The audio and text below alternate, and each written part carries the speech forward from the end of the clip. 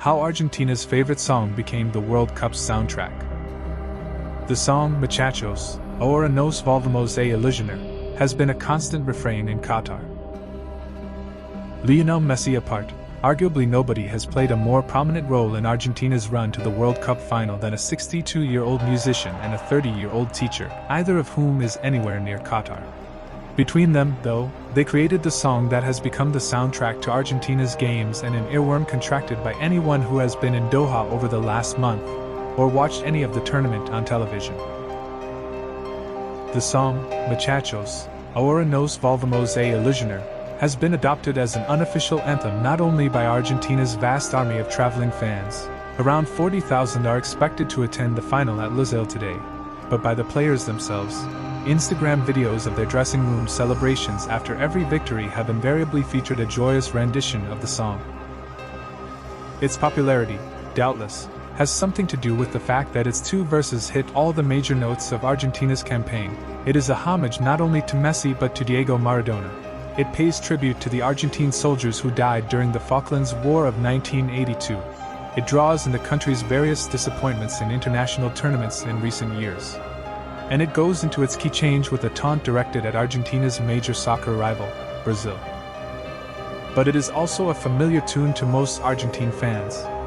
Various Argentine club teams have their own bespoke versions of Muchachos, Esta Noche Mi Emborracho, a 2003 hit for the rock band La Mosca Tse, led by the 62-year-old singer Guillermo Novellis. A relatively cursory attempt to trace its genealogy would suggest that fans of Boca Juniors were the first to adapt the melody for their own purposes, in this case mocking its fierce rival, River Plate. Within a couple of years, Racing Club, a team in Avellaneda, had an interpretation, quickly followed by its rival, Independiente.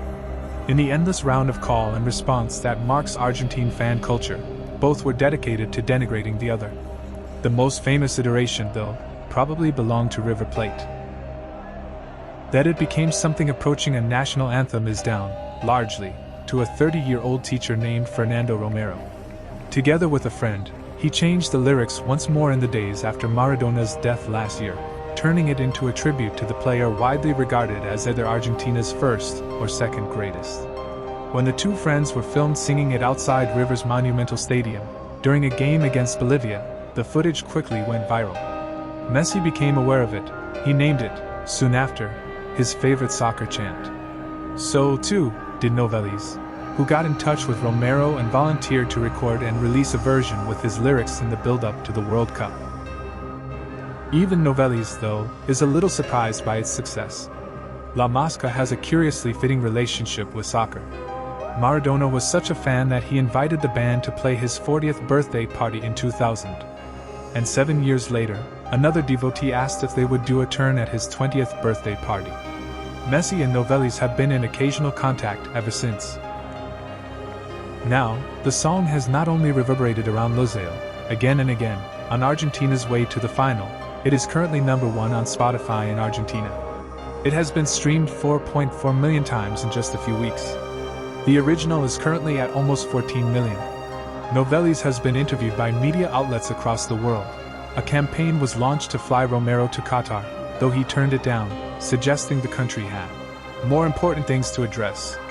The story, as Novellis told La Nación, is easy to explain, but difficult to understand.